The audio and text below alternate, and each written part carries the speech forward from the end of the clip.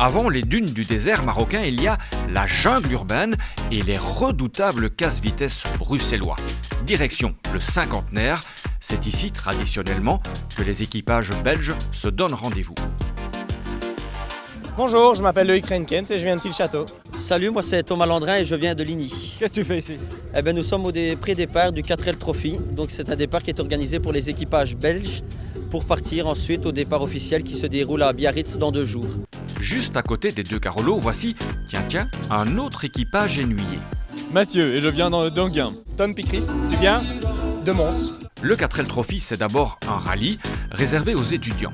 T'es étudiant en quoi toi? Je suis en train de faire une formation pour devenir moniteur de ski. Y a pas de neige au Maroc? Ah non, ça y a pas de neige, mais on peut skier sur les dunes quand même. C'est aussi, à sa manière, un raid humanitaire. Et donc c'est amener des fournitures scolaires, alimentaires, sportives, etc. Donc nous c'était basé donc, sur des fournitures scolaires. Donc on a 4 caisses ici remplies de bics, de cahiers, d'équerres, de lattes, etc. La star incontestée du trophy, c'est évidemment la 4L. Ici, on a Dieu que pour elle, une vraie gazelle. C'est un moteur extrêmement solide, tout à fait. On l'a réutilisé pour beaucoup de choses différentes d'ailleurs, même sur des bateaux. À tous les niveaux, c'est quelque chose de vraiment robuste. Et alors, c'est très facile à réparer, évidemment. C'est de l'ancienne mécanique, hein, ça lâche pas. Sous le capot, certains entrevoient déjà la plage, mais avant, il y a la course, le grand sud marocain, un océan de grains de sable. Dis-moi, qu'est-ce qui va être le plus difficile dans ce rallye? Tenir éveillé? Non, je rigole. On va voir.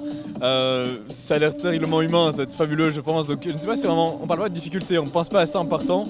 Ce sera la découverte, ce sera un peu le pendant négatif de tout le positif qu'on voit pour l'instant. On verra bien.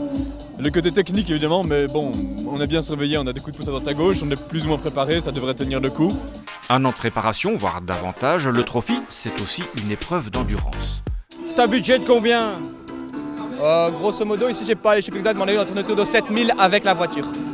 Donc il a fallu trouver des sponsors? Ouais, ça c'est le plus dur dans le 4L Trophy. Et pour boucler le budget, chacun a sa petite idée. Donc tous les prénoms, donc c'est tous les gens qui nous ont aidés.